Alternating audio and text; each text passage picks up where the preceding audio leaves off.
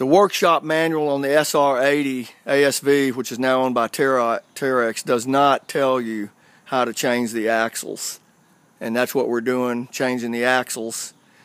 We have found out from talking to the factory how to do it. And so pay attention, and this is the easy way. We've jacked the back of the machine up. We've got it blocked with 2 heavy-duty jack stands. Now we're getting ready to pull both these bolts off here.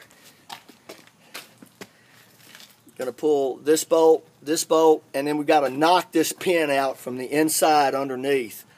And then they say once we get that pin out, we're gonna take the forklift over there on the tractor and put it up underneath the tracks and pick up on the tracks a little bit. They weigh about 800 pounds or so. And then the factory says the whole track mechanism and everything should just slide off the machine. Alright, we've got all the bolts that hold the track on loose, and now we're going to try to slip that track off. And we've got the pin knocked out, that front pin.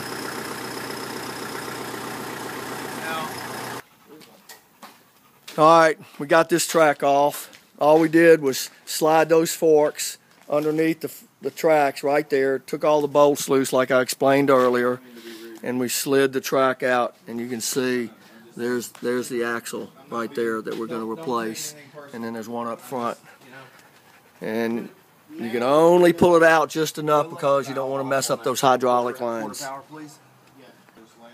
Okay, we've got both tracks loose, and now we're getting ready to unbolt the axles. There's 4 bolts on each side of each axle, total of 8 bolts per axle.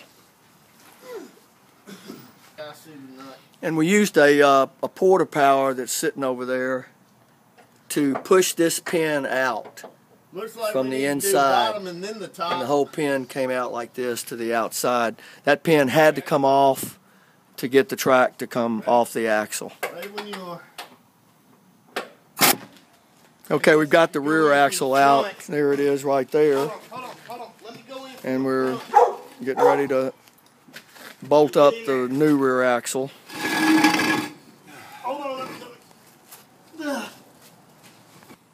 There are 2 thrust washers, one on each axle.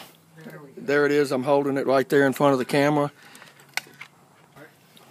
And that one's we've already cleaned that one and put it back on the new axle. So you do have to have those. So if you have to take them off the old axle, and sometimes they're kind of tight, it's easier to take 2 pieces of wood and just kind of bump it from each side at the same time, and if you do that, it'll just slide right off the axle. Alright, we got the tracks back on, and it went pretty good. Takes about at least 4 hours for 2 or 3 people to do it. And I forgot to tell you, you do need to take those the bottom skid plates off so you can get to the bolts to the axles. And we're putting the plates back on now, and we're finished. So that's how you do it. And you have to do a little bit of prying maybe here and there with a pry bar to line up the axles so they'll slide back on to the outside axle shields that the tracks hold on to. So that's how you change the axles on an SR80 ASV, which is now owned by Terex. The PTs are the same model. And if we can do it, you can do it.